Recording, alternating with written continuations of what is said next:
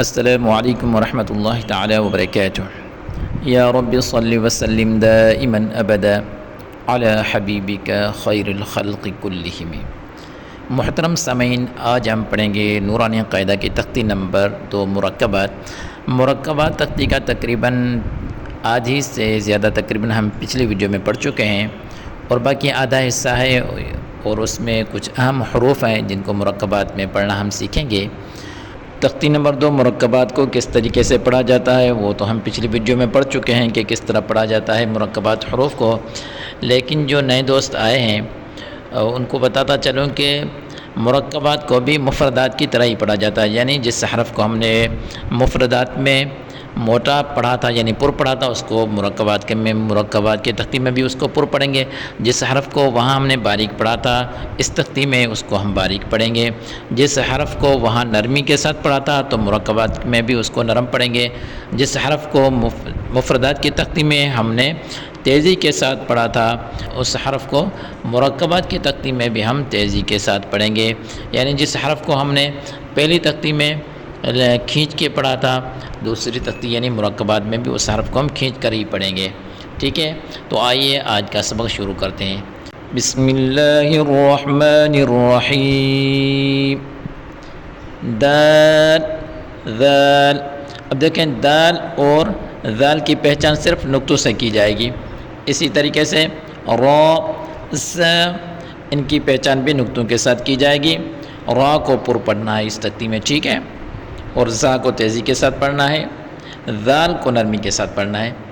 جیم دال خا ذال جیم را خا سا یا را تا سا میم دال کاف ذال فا را میم سا سین شین، سین اور شین کی پہچان بھی صرف نقطوں سے کی جائے گی، اسی طریقے سے صاد اور ضاد کی پہچان بھی نقطوں کے ساتھ کی جائے گی، اور اسی طریقے سے طا اور ظا کی پہچان بھی نقطوں سے ہی کی جائے گی۔ سین لام شین لام صاد با طا با ضاد الف سین را شین قاف ضاد یا ضا الف عین غین، بالکل اسی طریقے سے عین اور غین کی پہچان بھی نقطوں کے ساتھ کی جائے گی۔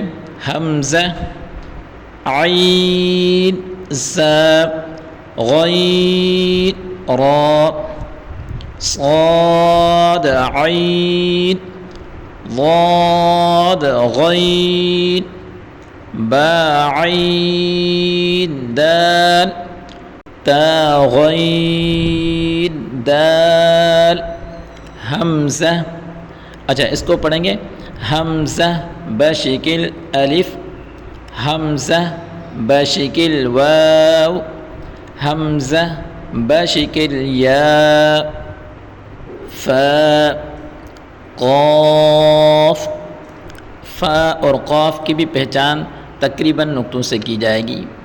واو میم قاف واو فا واو فا قاف لام قاف فا لام یا فا حامیم کاف میم لام میم تا میم تامیم تا. والسلام علیکم ورحمۃ اللہ تعالی وبرکاتہ.